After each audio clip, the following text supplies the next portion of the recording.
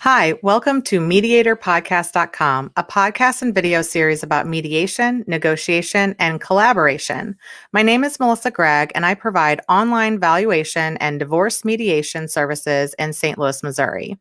During this episode, we will discuss leadership, team coaching, and conflict resolution for business with Ben Papa. He's actually a leadership coach and Enneagram teacher in Nashville, Tennessee, but works with companies and clients around the country. Welcome, Ben. How are you? I'm good. Thanks, Melissa. I appreciate it. So we actually met when you were doing training for collaborative divorce and mediation. But really, I think it's an interesting conversation to talk about how did you transition from divorce mediation and practicing law, because you're an attorney, to focus on team coaching? Yeah, it's interesting. I always start answering that question with the idea that I probably shouldn't have gone to law school in the first place. I mean, that was not the plan really for me. My bachelor's degree is in psychology, and my intention in undergrad was to be a clinical psychologist. That was the path I thought I was on. That's my major, like I said.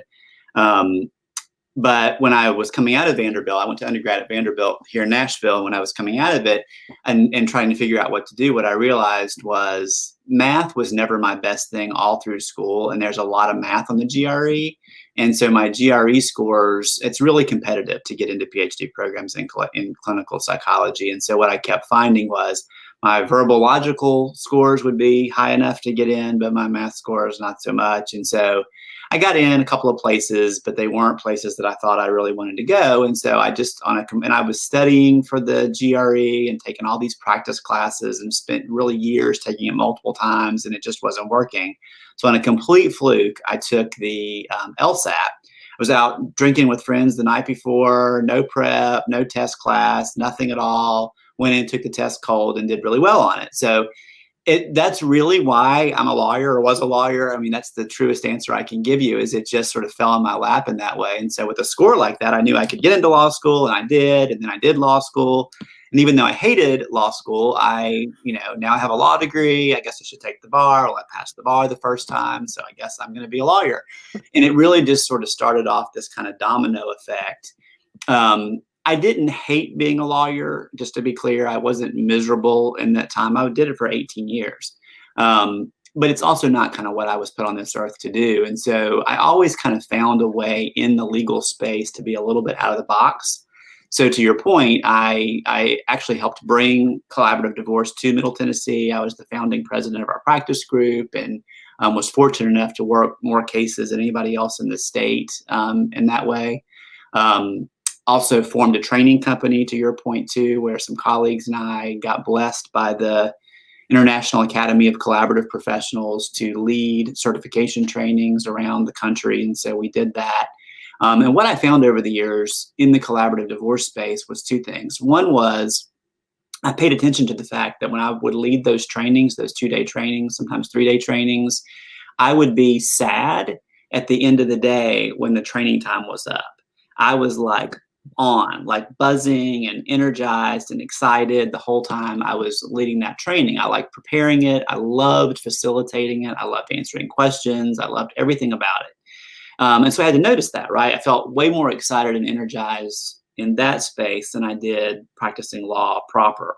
The other thing, though, and you'll relate to this as a collaborative professional, is when I was in a team meeting, a collaborative team meeting, which was often, what I realized my true skill set is in the Enneagram, which I know we're going to talk about in a few minutes, helped me see this. What my real gift is problem solving. I am really good at seeing paths through really complex problems, even in the midst of a lot of financial complexity, a lot of emotional complexity, conflict, interpersonal issues, all of that kind of stuff.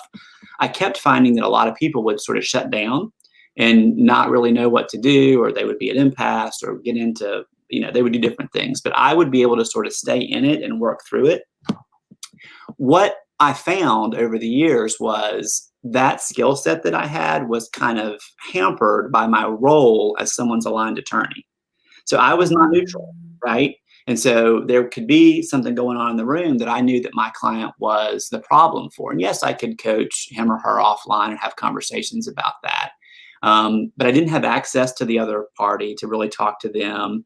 It wasn't my role to really be kind of coaching my colleagues on what to do differently or whatever. And so I kept feeling like, and the cultural load that goes with being somebody's divorce attorney, was something I didn't love. So over the years, I just started feeling like more and more like the role that I was in was blocking my gifts, is the short way to say all of that. So I wound down my law firm in 2018 and got credentialed as a coach. So I'm a International Coach Federation credentialed and did a training that was blessed by all of that. Did a bunch of other certifications and some different assessments, including the Enneagram. I'm certified at both basic and advanced level stuff, and have done a ton of training, receiving training and all that area over the years. And I actually been working on the Enneagram for several years, even as an attorney. So I discovered it 7 or 8 or 9 years ago, and it was life-changing for me. And so that was also kind of bubbling up in the background as something that I was really energized by. So this space really feels like taking that skill set that I was able to use in collaborative team meetings and gives me lots of room to really use that in different creative ways. I can be much more nimble because I am neutral and I'm just there to solve problems. I don't have this kind of role that's blocking me. That's a long-winded answer to your question. No, it's a great answer. And I think, part of it is there is so much psychology and understanding human behavior in mediation or collaborative divorce. And that's a product of not only your training and background, but it's also of your own personality, right? And so it's very interesting. And I think we were going to talk about the Enneagram a little bit later in the podcast, but I think it sets the framework for everything that we're going to discuss. So I wonder if we should kind of show them what this looks like and then kind of talk through what is Enneagram or an Enneagram personality test and how is it helpful for what you're doing, which is kind of business coaching, team coaching, and conflict resolution. Yeah. So the Enneagram that we use today, pulls together a bunch of really ancient traditions that I won't bore you with unless you're interested. Some psychologists and psychiatrists in the 1960s kind of set up what we now call the Enneagram based on a variety of different wisdom traditions and different things that have happened in the past and kind of updated it for then 20th century sensibilities. So it is a personality assessment in a sense. What's different about the Enneagram, what makes it unique, is it is the only tool out there that measures core internal motivation. So the difference across those 9 types that you see on there is the internal motivation, whereas most behavioral assessments like Myers-Briggs or DISC or other ones are measuring behavior. And they're helpful, and I use other assessments besides the Enneagram in my work with clients, but the Enneagram really feels like you get the most bang for your buck because it animates everything you do in your whole life, at work, at home, everything.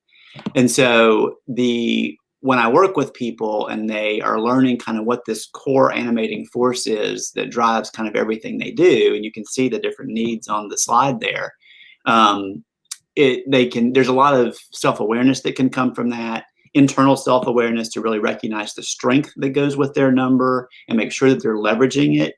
Because sometimes people don't know their strengths or think they know, and they're trying to leverage something that isn't really theirs to leverage, or they're just missing their strengths. Or similarly on weaknesses, some numbers on the Enneagram are prone to ignore their weaknesses and want to blow that off, and it gets in their way of their effectiveness at work, professionally and personally. It also helps you understand how other people on your team roll, like what's driving them, and how to kind of work with them more effectively. If you know kind of what's going on inside of them at a deeper level, you A, understand them better, and B, it gives you some concrete tools for sort of how to meet them where they are. And so when I work with teams, a lot of what I do is sort of assess what the different types are on the team. Are they clustered together in certain ways that I can kind of point out to them? Are they lopsided in terms of their strengths? Are there blind spots that seem to be consistent across the team? Are there individual team members that have unique points of view that are at risk of being drowned out by the energy of the other numbers. We want to make sure we're hearing them because they're saying something that's special and unique that team could miss.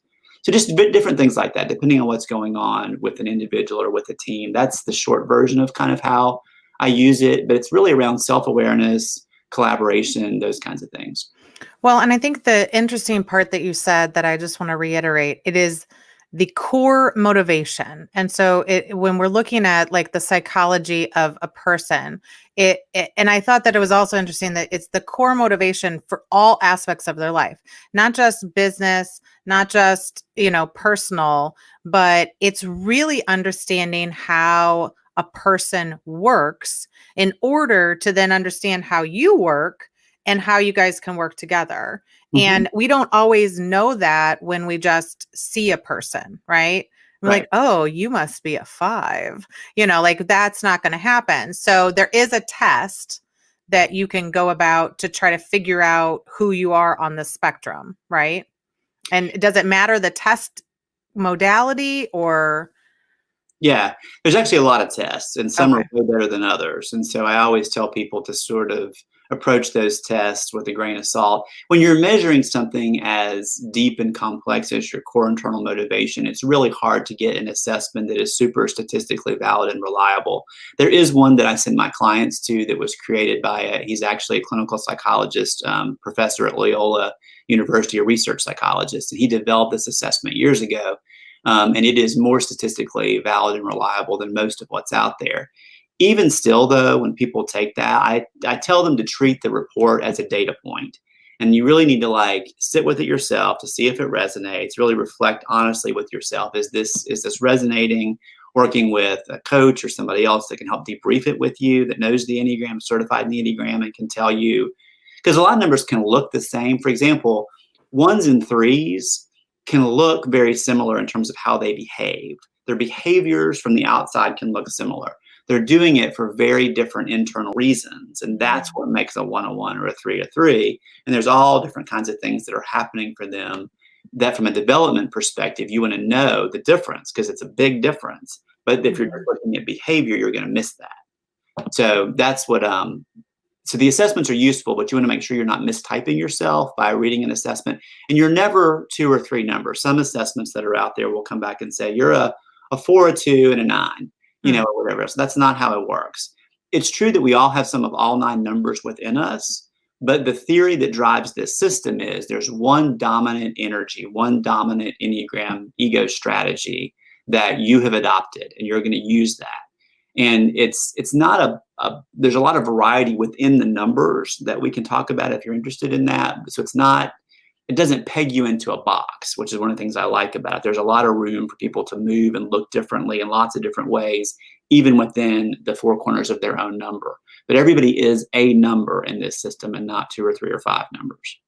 Do you see any numbers that are kind of consistent among like high-powered leaders, presidents of businesses, and things like that? Do you see a couple numbers that are prevalent in that space? 3s and 8s come up a lot as leaders. 1s, I would say, are kind of a tier down from there. I see a number of 1s in leadership. But 3s and 8s tend to be the most, especially 3s, because the whole ego strategy that 3s are using is the need to be seen as successful. So one of the things I didn't say that I'll just give a quick little note about is the theory behind the Enneagram is that we're all born into the world, and to sort of navigate life, which is always going to be, as an infant, it's all new to us and it's scary and we don't know what all is going to happen. The theory is that we adopt an ego strategy to kind of help us navigate life, to help us do life. We take on a certain childhood message, and different numbers these are all driven by different childhood messages that they took on as a kid. And in response to that childhood message, they think, okay, I got to have a strategy here. Like, what am I going to do to navigate the world? And so I also like to say, yes, everybody has an Enneagram number, but there's a deeper essence to you, a pure, more grounded thing that's sort of beyond your Enneagram number.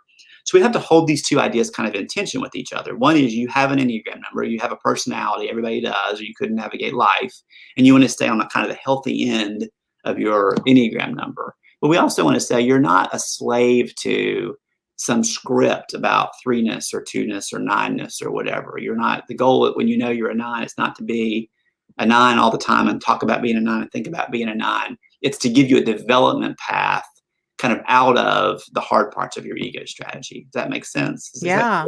No, it does. And I wonder, in divorces, Mhm. if there are certain numbers that just don't jive. I mean, like we wouldn't be able to have the data probably to look back, or maybe there is data, but you would have to test the people.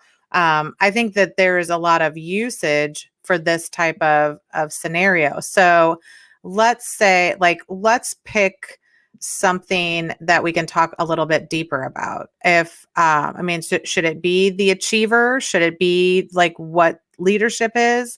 Or we can talk about what you and I are, because I tried to take a quick test to see like what this would look like. I don't know. It's an interesting thing because it is a little bit vulnerable. Like I feel like I'm exposing myself in some capacity. So when you go in to help kind of teams in business with some sort of conflict, there's usually a conflict maybe because these personalities are not mixing very well. So maybe we could talk about that, because I think my test, and it might not be the best test, so maybe I'll do another one, said that I was a 7. Mm-hmm. The enthusiast, which the need to avoid pain. And I'm thinking, I do a lot of conflict resolution, but I'm trying to avoid pain. So I don't know. Tell me more about one of these numbers, and people can really understand how it works. Yeah, no, that's if you're willing to do that. And I appreciate what you're saying about vulnerability, because I think all good self-awareness is you have to have vulnerability kind of on board, whether you're using the Enneagram or any other tool. I just think it's hard to grow and learn if you can't show up to the conversation in an open, vulnerable way about what you might learn about yourself there. So I appreciate you saying that. I'll also say, as a quick note too, is that when people are struggling with figuring out if they're 1 or 2 or 3 different numbers, which sometimes people will do, they're like, I can see different things about myself. I have some more sophisticated questions I ask, but my go-to question is really, when you read the descriptions of those numbers, which one makes you feel the most nauseous? Because that's likely your number. Because to your point, it's like it's reading our mail. We think we've been kind of doing our life in this way where we were this unique person and everything that was happening inside us was just really special to us. And it turns out that it's one of 9 predictable, ego strategies that are out there. And so it can be very revealing in that way. So I'm glad you just said that out loud, because I think it's an important point. And it's hard to work, frankly, with clients that can't get there pretty quickly. And most of the leaders that I work with are super successful and sophisticated. And so they can do that. And it's sort of important that they are able to. But yeah, are you game for talking about 1s and 7s and how that works? Yeah, let's do it. Okay. So I'll talk mostly about 7s because that'll be more interesting for you. But the sort of the false childhood message, and by the way, all of these childhood messages I alluded to earlier, they're all false. Okay. The false childhood message is it's not okay to depend on anyone for anything. And so somewhere in your genetics or in your background or some combination of the two, depending on whether nature or nurture is your go-to or some blend or whatever, somehow you took on from your environment, it's not okay to depend on anyone for anything. So that may or may not resonate with you. Some people can say, oh yeah, I can point to childhood experiences. Okay, you're on board. So that's there. So if that's true, and you know that the world is going to be a difficult place, at least some of the time, you got to have a strategy to do that. And so the strategy that 7s develop basically is to run from the pain. 7 is a super active number on the Enneagram, the need to avoid pain, and they do it by staying ahead of it. And so they're always looking for the next fun thing, the next thing in general, but the next fun thing. There can be a lot of fear of missing out thinking that comes up with 7s. 7s really don't like to be limited or boxed in any way. They don't, having their options limited can feel very stressful for 7s. And so they can sometimes struggle with commitment. They can, at the low end, when they're struggling, they can sometimes struggle with being irresponsible. They need to get their taxes done, but boy, that sounds boring and tedious. And so I'm just not going to do it. And I'm going to go hang out with my friends instead. Extensions. You should file for an extension. They work. So there's a lot of that. So the gift of a 7, every number on the Enneagram has a core gift. And I always want to make sure people know that, because people go right to the hard stuff, and that's helpful. But the gift of a 7 is because of this orientation to life of avoiding pain or avoiding difficult emotions. There's this orientation to joy. And so 7s can really help people, partners, teams, spouses, kids, whatever else, find the joy in situations that other people may be harder for others to see. And so 7s are masters at reframing. They can take situations that look difficult and reframe it and kind of clean it up and dust it off so that it looks more positive for people. And they're fun. 7s are often the life of the party. They're often the ones that are saying, well, does this need to be this difficult? Is there a way we can make this a little more easier, more fun? What if we had this meeting at happy hour instead of in this conference room? I mean, they really can bring a lot of joy and positive, upbeat energy to teams, which can kind of raise the temperature in a positive way for everybody on the team. So that's really one of their biggest gifts. By the way, the need to avoid pain is defined very broadly. Pain can be boredom. Pain can be loneliness. Pain can be, having to do something that's tedious, feeling limited in some way. It doesn't have to be like big capital P pain. It can be. They run from that too. And some 7s talk about how they run from other people's pain as much as they run from their own. And so it just kind of depends on how each person rolls. And there's a lot of other variety I could talk about that is probably more than you want to get into here. But does any of that resonate with you? I don't want you to say more than you want to say, but is that making sense?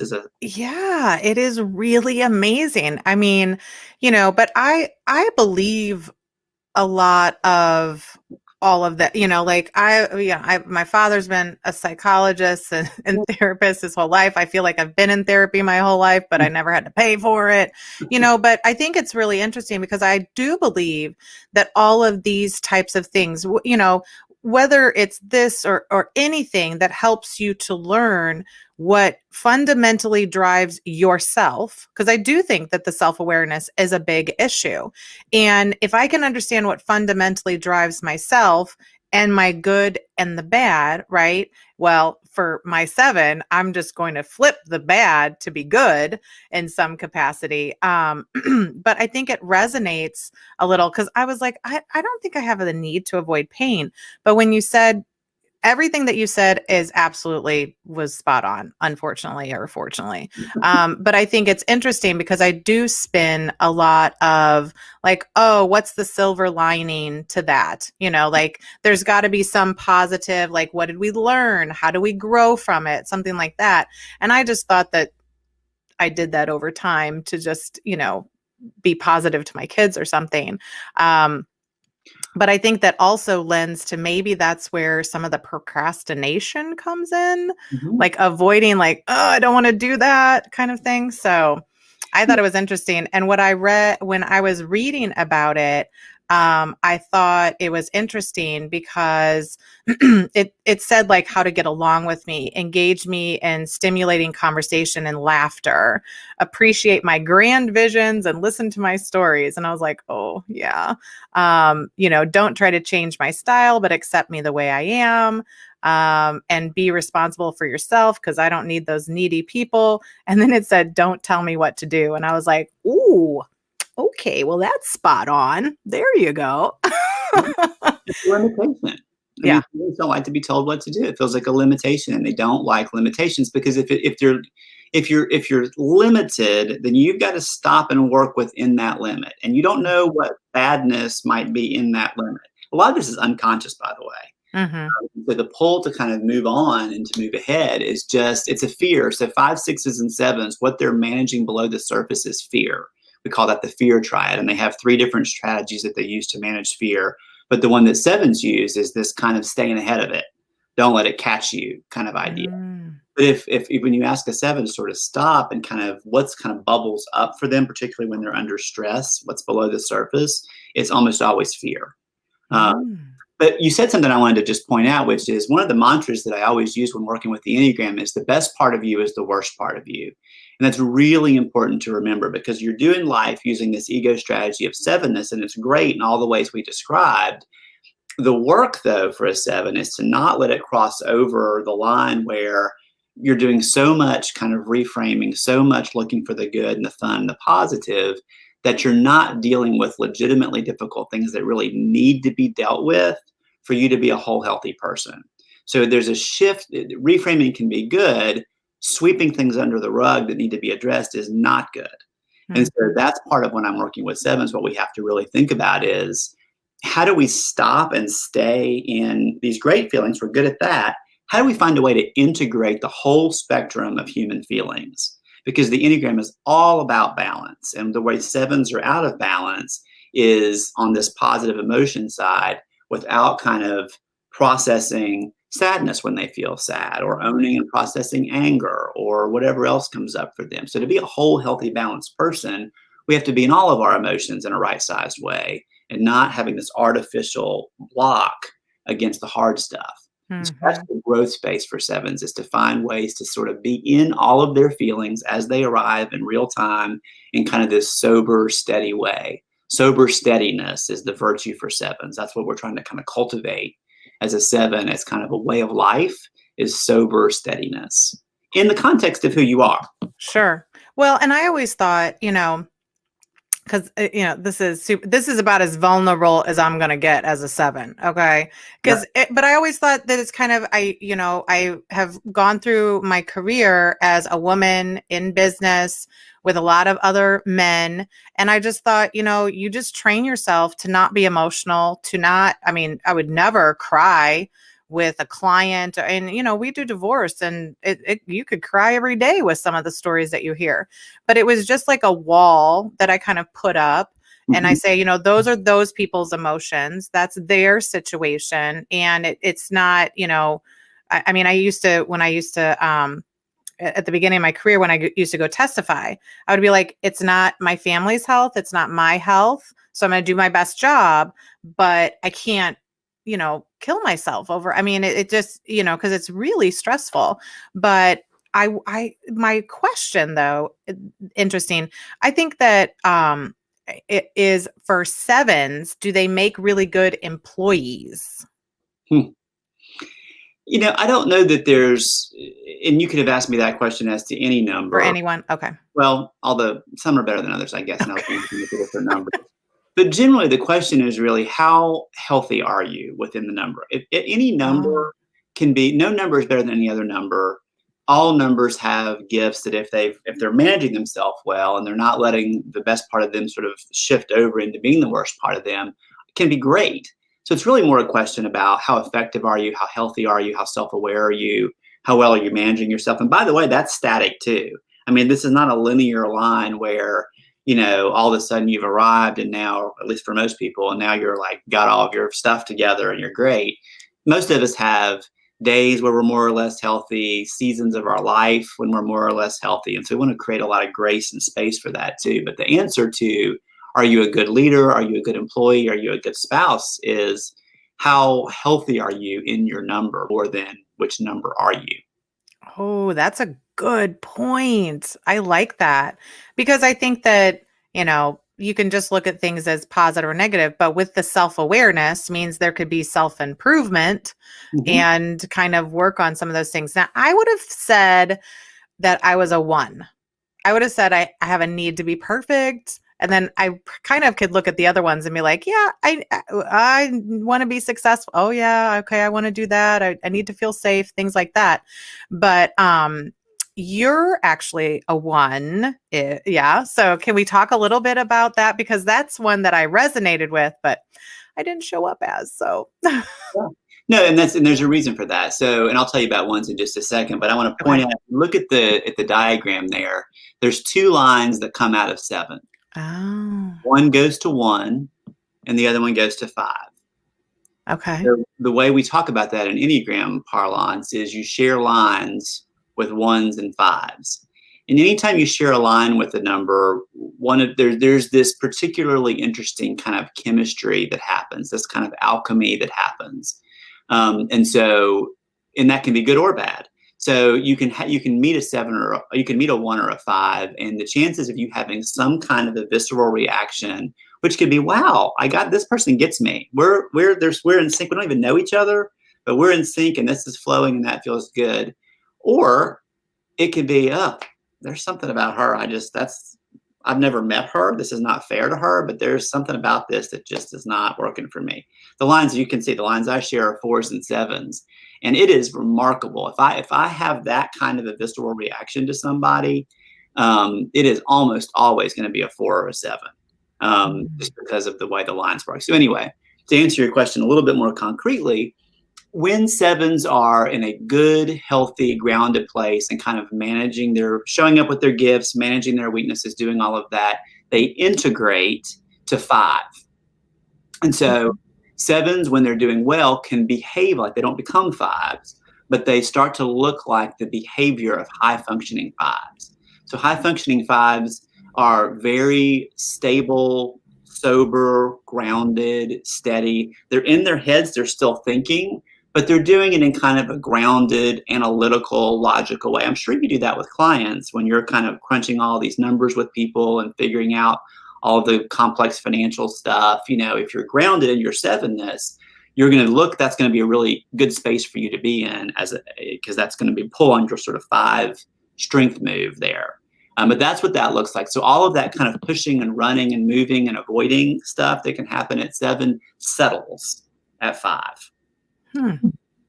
The move to 1 is actually your stress move. So when you're under stress and struggling, having a hard day, having a hard season of your life or whatever, you are at risk of looking like the low end of 1, which is perfectionism, tedious. There's an angry energy. 8s, 9s, and 1s are always dealing with anger in the same way that 5s, 6s, and 7s are dealing with fear, and judgmentalism internally and externally. All of that kind of stuff can come up when you're under stress. So the heads up for you is, if you see yourself having a day or a season that you see yourself being nitpicky and judgmental and tedious and perfectionistic, then you need to take care of yourself in some way. Something's going on. You're under stress, and you can use that space at 1 as a heads up and a rebooting time for yourself. It doesn't necessarily mean you have to kind of crash and burn at the low end of 1. It can really be like, this is a cue for me. What do I need to do to go back and kind of take care of myself? Is there some emotion that I've stuffed that needs to be processed in some way? Or is there something I'm avoiding that I know I need to kind of just deal with and get done, or whatever it might be? Or I'm just working too much and I'm not getting enough sleep and I'm not getting to the gym, or whatever it is that you need to just kind of take care of yourself. So does that answer the lines question a little bit? That is fascinating. Like, I love this. But I think, as a kid, I used to read self-help books. So there's probably some sort of issues there, but because I always wanted to try to understand. So let's say we understand, we're self-aware. So I understand now that I'm a 7. I understand some of the good. I understand some of the bad. I understand what happens. And quite frankly, after this, I'm going to just need to read more because I'm so interested. But then how do I take that knowledge and use it in mediation? If I'm a mediator, do I need to know what everybody in the room is, or do I just need to know how I interact with others? Mm-hmm. Like, talk to me more about how you've seen it used, this understanding. Yeah. Well, the more you know, the better, right? Sometimes we're going to have more or less access to that kind of information. I'll give you an example of a client I worked with a couple of years ago where there were 2 leaders in the company that were, like I described earlier, they were out of sync with each other. They were actually in the same department, and one reported to the other. And they were good people, and they both did a good job, and the company really valued both of them. But they were unhappy in their working relationship with each other. They were out of sync a lot, and it was causing some problems in the company. So their HR director reached out to me and said, "Can you come help us?" And both of the 2 people were willing to work with me in that way. So with them, because they were so on board and easy to work with, I just had them both do the Enneagram assessment. So, and one of them actually already knew their number. And the other one learned about it. And we actually had to go through a process to figure it out because he wasn't sure. But basically, when they got clear about their numbers, I was able to say, talk to them individually and say, here's what's coming up for you in this relationship. Here's why you're doing this thing with the other person. Here's the need that's getting met for you and why you're doing it, the kind of healthy and the unhealthy drivers that are pushing you in that way. But here's how it's bumping up against what the other person needs and doesn't need. So part of this, one of them really needed a lot more contact, for example, and wanted a lot more interaction, a lot more information, a lot more communication. And the other person really would get overwhelmed with that and was fine to show up for sometimes, but was not, if constantly being dripped with questions and popping the head in the door and asking all that kind of stuff was very off-putting for her. And it would make her kind of go into this kind of passive aggressive kind of space, which would then make the distance grow even more. So we were able to really name a very clear dynamic that was going on for the two of them. And again, they were both open to working on it differently. So I gave them some over a series of meetings, mediation meetings, facilitation meetings, and whatever you want to call it. They were able to say, okay, I'm going to try this. And part of what coaching is, what's so great about coaching is it closes the gap by definition between what we know and are learning and action. It's not what's the biggest difference between it and therapy. There are other differences, but the biggest difference is we are always trying to come up with action steps, and we're practicing different kinds of behaviors between coaching conversations. And so they would try stuff and practice stuff and then come back to me and say, that made a difference for us, but this really didn't work. Or let's do more of the first and let's stop the second and learn from that. And what can we do differently? So that's just a little micro example of how it can work. You can do that across teams. I've also worked with people that are just conflictual people themselves, and I would just coach them individually on how to do conflict differently or more healthfully, depending on what their history was. So it can go lots of different ways. But you asked about teams and people, and that's an example that came up for me when you asked that question. Well, and I think that, an interesting part is that we've talked about mediation, we've talked about personalities, but you're actually using a lot of this knowledge because you became an Enneagram teacher and you now work with companies, small companies, large companies, when they have sort of conflicts within the ranks. And so for you, what is conflict resolution for businesses? Because I always see it with couples, and I see partnership disputes as well. But what are you really coming in for conflict resolution in a business environment? Yeah, so it can look like lots of different things. The example I just gave you is one of them was more of a leader than the other one, but they weren't part of the leadership team proper. So what I will use to give you some concrete examples is working with a leadership team or an executive team. So if you think about that, there's basically three different ways kind of conflict shows up, just to put some themes around it. One is overt conflict between two people or two camps, or sometimes three people or three camps. But there are clearly delineated lines of conflict and they know what's going on. That's the one that's most like the divorce work I used to do. Clients would come to me and there would be a divorce on file. We knew there was a conflict. We knew what it meant. And we all were kind of showing up with that in mind.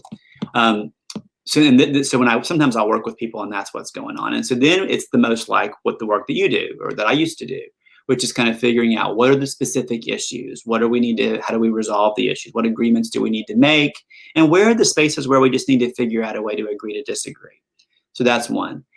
I will tell you that's probably less common than the other two. It's kind of all I did before. It's probably all you do now. It's the less likely of the three that I deal with now. Mostly because that stuff gets resolved pretty quickly, or you start to see some pretty big impacts on the business that the board of directors gets involved in or other kinds of things pretty quickly. So the other two, one is what I would just call sort of subtle interpersonal conflict, which is where people may not even fully know or fully acknowledge that they're in conflict with each other. They just know that they're out of sync and they stay out of sync and they're not sure why. And sometimes it's causing some problems downstream for their teams or other people on the leadership team. Sometimes it's just limited to the two of them. But say the CFO and the COO, they're just stuck, and they keep getting in each other's way. They keep bumping up against something and they're just not sure what. And it's just this subtle sort of drag on the effectiveness of the leadership team in general, their teams in particular, but the leadership team in general, because good leadership teams all have each other's back and they're all looking out for all the different parts of the company at the same time with a certain out of their area, but they're really looking at, we're leading this company as a whole. So that's one thing. And so I'll come in with them and we'll do some assessments and we'll figure out what's going on. And then the way coaching works is you start off with assessments, but then you say, what are we going to do with this information? So if you and I are struggling on a leadership team and I know you're a 7 and I'm a 1, okay, well, that's fine. But we got to use that in some way for this to be helpful for a business. To get an ROI on working with me or people like me, you got to be solving some kind of a business problem. And so we've got to be able to get in better collaborative strength with each other. We've got to communicate more clearly. We need our teams communicating clearly. We need to be messaging things to our teams that are similar, or there's a business impact that you and I are responsible for as leaders of the company. So that's the second example. And last but not least, and this is probably the most common, is straight up conflict avoidance, which is people talk about conflict all the time and they think of fighting. And really the biggest issue around conflict that I see is conflict avoidance. There are conversations that need to happen that are not happening. There are people that know they don't like something and they're just avoiding it in some way or whatever. So this is sort of in between the other two. They know it's there. It's a little bit more common for people, but they're not willing to deal with it. Mm-hmm. So oftentimes this can relate to the CEO. So if the CEO is kind of the emperor with no clothes, it can sometimes be hard for the rest of the leadership team to address him or her or address those issues in a clean, honest, effective, constructive way because they don't want to get into conflict with their boss, the person that runs the whole organization. So conflict avoidance is another thing I work on. And all we're trying to do with all of these modalities, to answer your question in a more summary way, is we're trying to deepen the effectiveness of the team. The company, to be profitable and successful, needs an effective leadership team that's self-aware, that collaborates, that can get into action in a right-sized way, that's strategizing, thinking, all of that kind of stuff. And they've got to show up as good human beings to be able to do that. Mm-hmm. Does that answer your- Yeah, no, I think that's very important because I think that, part of what we witness in any type of mediation situation is that there are things that are unsaid, and I kind of liked how I dealt with it. I would talk about financial things. Financial things are hard to talk about and people have a lot of guilt around it or, old habits and things like that. And I was like, well, just talk about money, just like it's not positive or negative, right? Just talk about money as it's money or introduce a topic, in a mediation that may erupt some emotions, but we at least then deal with it in some capacity. So I think that I see that more often than not. But I think when we go back to the vulnerability of this process is that, a lot of us that have worked in corporate America, or if you work for a company, you go in every day and you kind of like, I want to be my business person, right? Yeah. Mm-hmm. I want to put my business face on and I want to be and I got to be, my best business person. And so I think that when you come in and you have all of these folks and they're kind of uncovering some things about them, how do you get leaders comfortable with that when they're used to just showing you the business side of Melissa or the business side of Ben? How do you bridge the gap? Because you really can't get to the next phase of doing it, working well together if you can't even get buy-in from some of those people. It's a great question. And sometimes you can't. I mean, sometimes people are just not willing to do any kind of deep work to even for good business goals. They just can't do it. They don't have the capacity or they don't want to. But the answer to your question, when it does work, and it works most of the time, is I come in through the back door. So I'll start off talking about one of the things that you and I have not talked about that's a core part of the Enneagram is the 3 intelligence centers that it points us toward. And other systems also talk about this too, but the Enneagram does as well. So there's your thinking intelligence, analysis, rationale, logic, frontal brain stuff. There is your feeling intelligence center, which is where it's the middle brain from a neuroscience perspective. That's where we get collaboration, communication, empathy, compassion, relationality, all that stuff. And then there's the doing intelligence center, which is in our bodies or our peripheral nervous systems. That's where we get engagement, right-sized actions, or showing up, executive presence, all that kind of body-based stuff. And so some people, so sevens, for example, so sevens are dominant in thinking. So when you come into a situation in life, you're going to immediately go into your head and start some kind of an analytical thinking process. It's just going to be habitual and automatic for you. Then in your feelings, in your doing is going to mostly be in response to that. So you're thinking about things and then doing something about it, and thinking about things and doing something about it. And every number on the Enneagram has an intelligence center that is repressed for them. And the repressed intelligence centers for 3, 7s, and 8s is the feeling intelligence center. So it's probably it is no coincidence that when you talk about, that you're talking about this dichotomy between professional self and personal self, because I coach a lot of 3s, and people that are feeling repressed almost always bring that question up that you just brought up, because the idea is emotions are not professional and feelings are not professional, and that stuff needs to be shut down. And the trouble with that logic is you're losing one of your 3 core intelligence centers, and it's the one that lets you relate to people authentically, relate to people, communicate well, collaborate, understand, perspective take, all of that kind of stuff. That's where you get all that from your feeling intelligence center. And so if all you're going to do is analyze and take action, and analyze and take action, you're skipping that step. So I can usually get people to buy into that. And to start talking, because what I don't just talk about feelings and emotions and we're going to watch sad movies and pull tissues out. I talk about collaboration and communication and connecting and interpersonal buy-in. So there's businessy organizational development phrases and words I can use like those that then end up making people say, okay, I can buy into the idea that that collaborative space is my weaker space of the 3, and then we can go from there. That is very interesting. It's hard because I'm like trying to digest like, oh, okay, how can I use that? What can I do different? But I think that definitely, and I think it's no surprise we are living through a pandemic.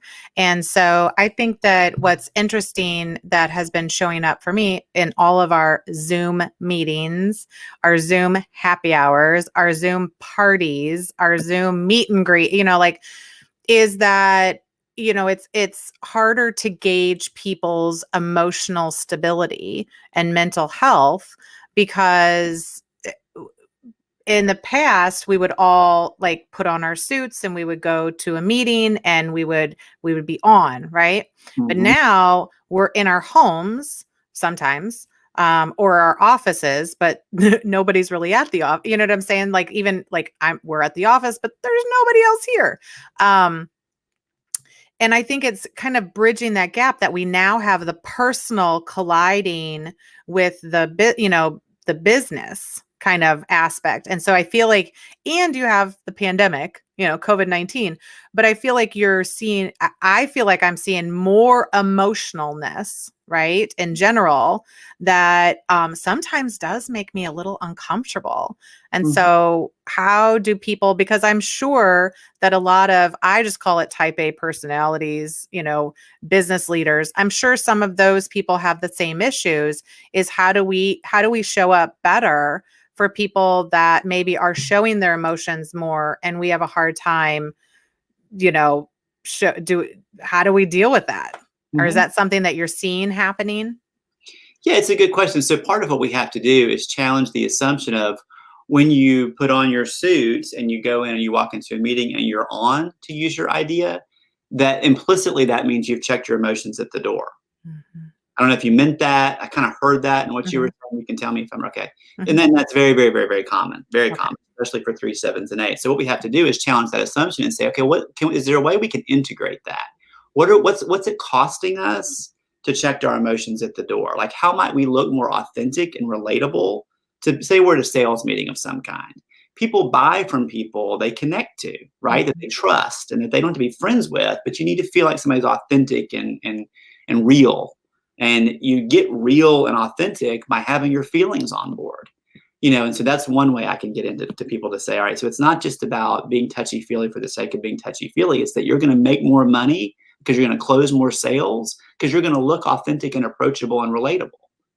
So a lot of what I have to do in my life is connect business concepts to development concepts in ways I'm doing with you here, because this idea that I'm in business, and so that means I don't have I just need to be talking about finance and operations and spreadsheets, is the data shows that successful companies and successful leaders have all of this effectiveness stuff down. It's actually a bigger predictor of a company's success to have someone score high on effectiveness scales than whether or not they have an MBA from Harvard and know all of the nuts and bolts about business. Well, because I think it's interesting, because in the past, first of all, I think that all of that's happening in the economy right now is, with my silver lining, is kind of creating a new way of doing things. And so, and I do like it because I think that emotions are more acceptable now. I've always worked in like high-powered, male-dominant field that emotions just weren't acceptable. And so I got used to that. And now I find that even when I'm talking to attorneys or clients, that we are, in the past, we would all come to the meeting and we'd be like, oh, hi, weather, how's the weather? Okay, how's your kid? Okay, blah, blah, blah. And then we would get right into it, right? Mm-hmm. And now I'm seeing, as we come together on this type of situation, we're like, okay, Ben, like, how are you doing? Like, how's it going? But it's way more genuine. Yes. Right. And then there is usually a conversation for not a minute, but sometimes 5, 10, 15, 20 minutes where you're really like, are you okay? Mm-hmm. And I think in all of the history of business, we've never really been genuine about that. We've been like, how you doing? Okay, good. Okay, great. So let's get started. And so I think that some of this, and it could be because we feel more alienated, or, we feel like we're not seeing as much people, so we don't have as much interaction. But I think it's actually helped some of people like me, that now that it's acceptable to be understanding, because we do care. We've just been ingrained to like, that's something you talk to with your friends. Are we friends or are we business people? Well, we're going to conduct business right now. So I think that may be helping uncover, because I've been on many Zooms where people have, even when you start talking about that, they're like, I'm not okay. I'm not doing okay. Mm-hmm. And it's having that discussion of like, can I listen? Can I help? Can I do something? Which is happening in business, not just because I don't do a lot of personal Zooms. Right. So can we talk about, do you want to talk about how kind of the environment now, the pandemic is shifting can it shift our numbers? Yeah, it can't shift our numbers, but it can wake us up to ways that we need, things about our numbers that we need to be using differently, or lessons we can learn from the Enneagram that's different. So for example, this afternoon, today, I'm facilitating a conversation with the leadership team of one of my clients. And the reason I'm doing that is because the CEO wanted to check in with people, frankly. It's been a hard year. We're coming to the end of the year. They're going to be doing some strategic planning work later. And she really wanted to create some intentional space for the leaders of this company to process all of this and to check in with each other, and then also to tee them up for January. But most of our time is actually going to be spent on, what have you learned from COVID? What's been hardest for you this year? Not just COVID, but a political environment that was more divisive than's ever been true in history. A lot of race kinds of issues have been big for people. So there's been a lot, in addition to the pandemic and the isolation and all the stuff that's come from that. There's just been a lot going on for people. And the CEO is like, I can't ask people to do good, grounded, high-level strategic planning that's going to benefit the company if what they're holding on to is some emotional thing or some pain, and they feel like they're not heard. There's tons and tons of data out of the HR space in particular and the leadership space that says the way you help companies be successful is you engage your people. And the way you engage your people is you meet them as a human being, where they're coming to work with their whole self, is the language that gets used a lot in the diversity and inclusion space. So if you are Jewish, you come and you leave early on Fridays if that's part of your Jewish practice, and that's okay with your company. And you make it up some other way maybe, but you're showing up with that as part of who you are. You don't have to like sneak out the door to try to get to services, because it's not okay to be, whatever. But that idea of just really being able to bring all of you, there's a business connection for that I think people are starting to see, to your point, because it's just so hard to be in all this stuff now and not check in about some of those things. Right. Well, and I think that that's why I always, I've enjoyed owning my own company and working for myself, because I felt like at that point I can be who I am. Maybe that's not always, because I do cuss a lot, maybe that's not all business and that's not proper, but I got to kind of work with clients that accepted me for who I am, and also I accepted them where they showed up, and so it was a lot more control, I think, over the clients that I worked with, that allowed me to be who I was. But I think an interesting point that you bring up, because a lot of people are talking about diversity and diversity training or understanding, different, and I'm in an interracial marriage, so I understand diversity. Mm-hmm. But I think the interesting part is the Enneagram, it kind of brings, is it really like, absolutely, I think we need to understand how people show up, right? Based on their different background, religion, sex, political views, all of those. I think we need to be very accommodating and open. But I think what you're talking about in the Enneagram is also, if we go past all of that, yes, we're a product of our environment, but if we go past all of that and we're looking at the core of what creates me, that's a combination of all those things, but it's not just one of them singularly, right? So would this be a good addition to companies? Because I like what you just said, getting prepared for strategic planning, you kind of got to make sure everybody's okay, but also in understanding how to accommodate diversity, how to encourage diversity, how to get people, getting along that maybe come from different backgrounds. Mm-hmm. Is this also a great way to kind of go deeper, maybe? Mm-hmm. Yeah, I'll answer that two ways. One is, I do think, insofar as understanding each other, this is another way to understand each other. And so you're always going to want to filter everything through cultural lenses, And so, for example, lots of women mistype themselves as twos. They think they're a two when they read the descriptions. They'll take an assessment and they'll test out as a two, and then they'll read it and it won't quite work or whatever. Partly because there's a lot of cultural pull in the United States right now for women to be kind and giving and nurturing and nice and all the things that get associated with two-ness.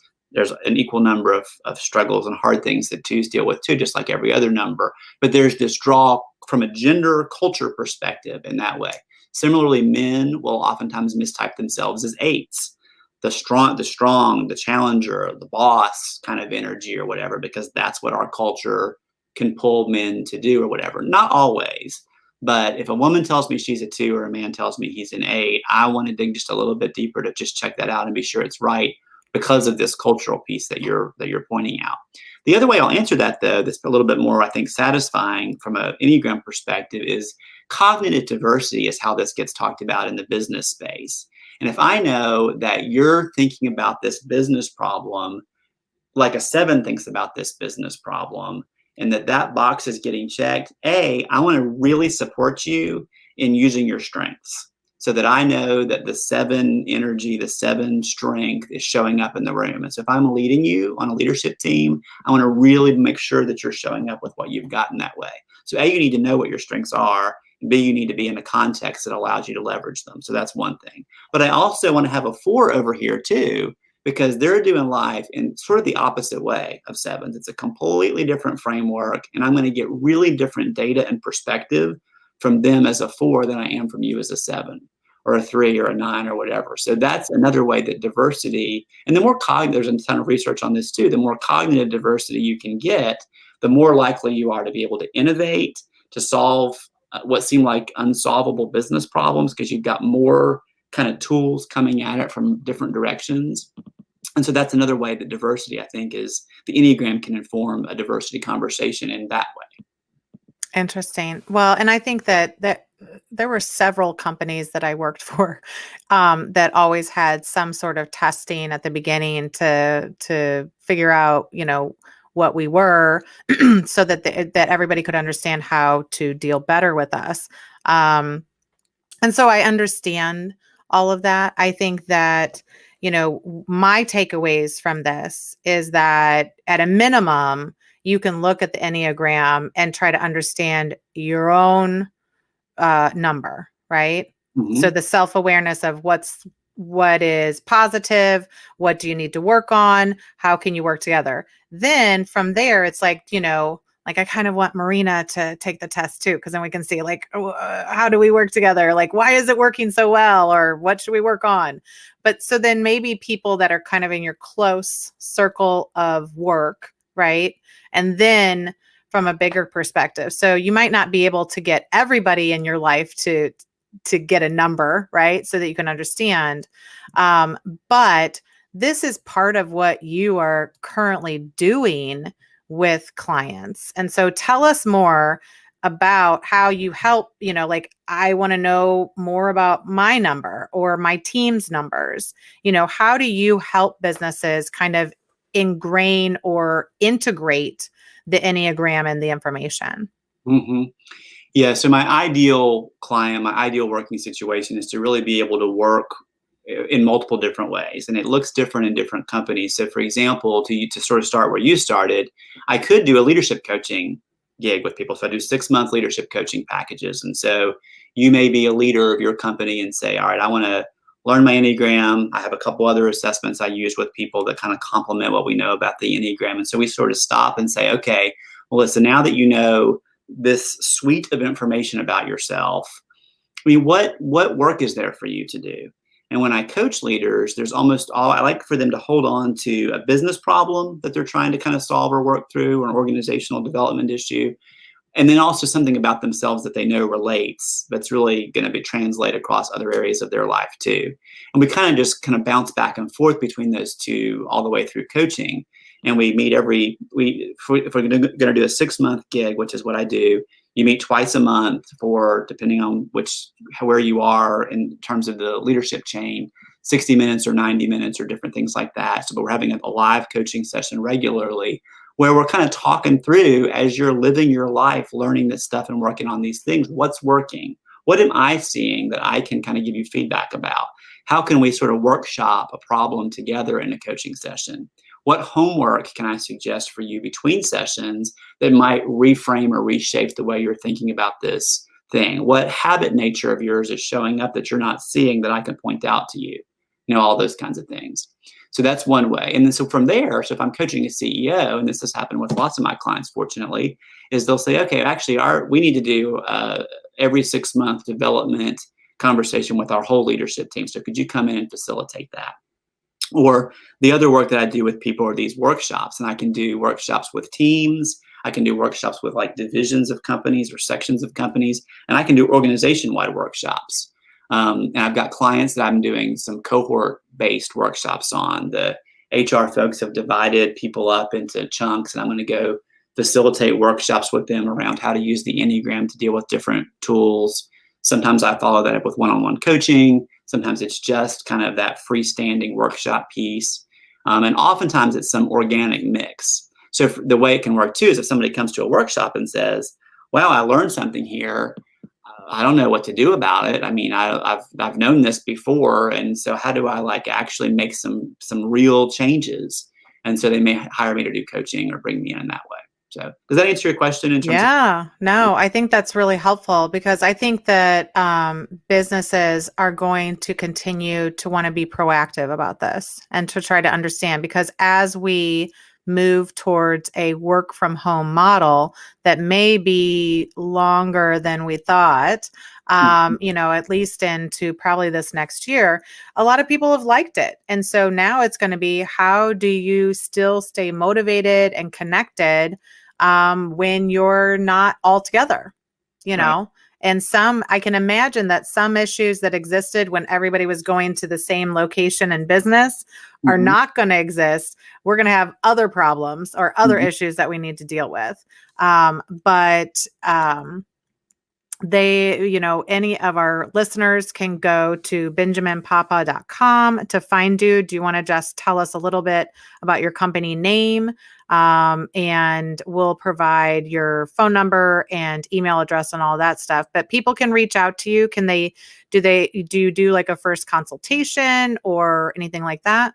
Yeah. So my company is Enneagram Solutions. And that's, again, me trying to point out that we need to use the Enneagram to solve business problems. So as I'm showing up with solutions for companies or organizations. So coaching, workshops, mediation are the three kind of core services that I do. And yes, so I start off every new potential conversation with I call it a strategy conversation, where I'm sitting down talking about, so what's going on? What are the issues in your company? What would be, if we could shift this, what would that mean for your business? What would it mean for you? What have you tried? What might work? And then if there are things that I can potentially help with, we'll talk about that. I'm very well networked. And so a lot of times it can be, this isn't what I do, but let me send you to, somebody over here that also can help you with this, because this is really more where you are. That's always free of charge. It's usually about a half hour. So I want to make sure that there's a good match and a good synergy for both of our sakes. I don't want to work with clients that I don't feel like I'm a good fit with, and vice versa. So we always start off that way. Yes. Interesting. Well, I think that I gained a tremendous amount of knowledge from this. I do want to do a little bit more research. And so, maybe next year we'll have you back, because I think there's a lot to be learned about how not, after you've kind of done some of the self-awareness, is now, how do you work with other people, and how, as a mediator, do I integrate this information, and can I know more about the people that I'm working with? That would be fascinating. Like, have you ever seen people in collaborative divorce or mediation that have everybody do this test to see who's in the room? Would that be fascinating? It would be fascinating, and it would be great. I will tell you, I'm worried, and I love my lawyer colleagues, and I was a lawyer for a long time. I think lawyers may be the final frontier, in this work, because so many lawyers are so allergic to anything other than this is a business deal, or that this is a competition, or this is, it's just Right. hard to shake those really baked in patterns of thinking and belief. They're not actually helpful for clients much of the time, but they're hard to shake. So yes, and you and I can come up with a way to get Enneagram into collaborative divorce. That can be a joint venture we do together. I'm all in. That would be awesome. Because I think it would really help, because in collaborative divorce, you have so many people at the table, right? And Mm-hmm. so you kind of need some other tool to utilize when you come to impasse, when you have issues with people communicating, even the professionals. I could see it really being hugely beneficial. So, everybody knows how to reach out to you, Ben Papa, please. We're so happy that you were on this podcast, and I probably got to learn a little too much about myself, but I'm okay with it. I will work on it. I will do better. I Good, will. good. You'll be fun while you do it. Yeah, I appreciate that. I'll be happy and laughing while I do it. Yes. Well, thank you, Ben, and we appreciate your time today. Thanks, Melissa.